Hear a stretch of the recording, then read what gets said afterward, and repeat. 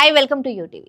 హైదరాబాద్లో బయటపడిన ఒక అక్రమ రక్తదందా దేశవ్యాప్తంగా సంచలనం సృష్టిస్తుంది.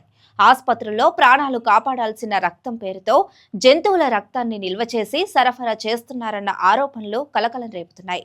డ్రగ్స్ కంట్రోల్ అధికారుల దాడుల్లో వెలుగులోకి వచ్చిన ఈ వ్యవహారం వైద్య వ్యవస్థ భద్రతపై తీవ్రమైన ప్రశ్నలు లేవనెత్తుతుంది. కాచిగూడ ప్రాంతంలో ఉన్న సిఎస్సి ఇంపోర్ట్ అండ్ ఎక్స్పోర్ట్ అనే సంస్థపై అనుమానం వచ్చి అధికారులు తనిఖీలు చేపట్టారు. ఫ్రిడ్జ్లను తెరిచి చూసిన అధికారులు షాక్ కి గురయ్యారు. అక్కడ 110 నిండు రక్తపు బ్యాగులు, 60 ఖాళీ బ్యాగులు నిల్వ ఉండగా రక్తం సేకరించేందుకు ఉపయోగించే ఖరీదైన యంత్రాలు కూడా లభ్యమయ్యాయి. ఈ నిల్వలకు ఎలాంటి చట్టబద్ధ అనుమతులు లేవని అధికారులు స్పష్టం చేశారు. విచారణలో మరింత సంచలన విషయాలు వెలుగు చూశాయి. ఈ రక్తం హైదరాబాద్ లో సేకరించలేదని, మెదక్ జిల్లా కీసర ప్రాంతంలో మేకలు, గొర్రెల నుంచి అక్రమంగా తీసుకున్నారని అధికారులు గుర్తించారు. జంతువుల నుంచి అధికంగా రక్తం తీస్తుండటంతో కొన్ని గంటల్లోనే అవి మృతి చెందుతున్నట్లు సమాచారం. ఆ రక్తాన్ని బ్యాగుల్లో నింపి చల్లని వాతావరణంలో నిల్వ చేసి హైదరాబాద్ కు తరలించి అక్కడి నుంచి దేశంలోని వివిధ ప్రాంతాలకు పంపిస్తున్నట్లు అధికారులు అనుమానిస్తున్నారు. ఈ అక్రమ దందా వెనుక ప్రధాన ఉద్దేశం ప్లేట్లెట్స్ అని అధికారులు భావిస్తున్నారు.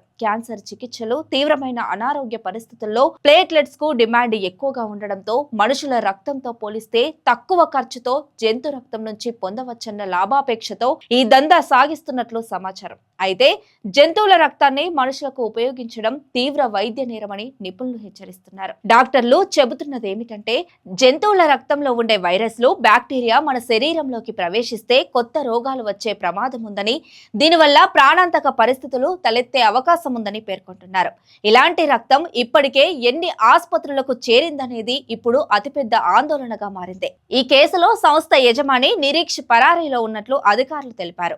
ఇది ఒక్క వ్యక్తి పని కాదని, పెద్ద నెట్వర్క్ ఇందులో పనిచేసి ఉండవచ్చని అనుమానం వ్యక్తం చేస్తున్నారు. రక్తం సేకరణ నుంచి నిల్వ, రవాణా వరకు అన్ని దశల్లో వ్యవస్థబద్ధంగా ఈ అక్రమ వ్యాపారం నడిపిస్తున్నట్లు ప్రాథమిక దర్యాప్తులో తేలింది. ఈ ఘటనతో రోగులు, వారి కుటుంబాల్లో భయం నెలకొంది. ఆసుపత్రుల్లో అందిస్తున్న రక్తం ఎంత సురక్షితమన్న ప్రశ్నలు వినిపిస్తున్నాయి. అధికారులు దర్యాప్తును ముమ్మరం చేస్తూ ఇలాంటి అక్రమ దందాలపై కఠిన చర్యలు తీసుకుంటామని చెబుతున్నారు. ప్రజలు కూడా అప్రమత్తంగా ఉండాలని, రక్తం, ప్లేట్లెట్స్ విషయంలో పూర్తి స్థాయి సమాచారం తీసుకున్నాకే చికిత్సలు చేయించుకోవాలని వైద్యులు సూచిస్తున్నారు.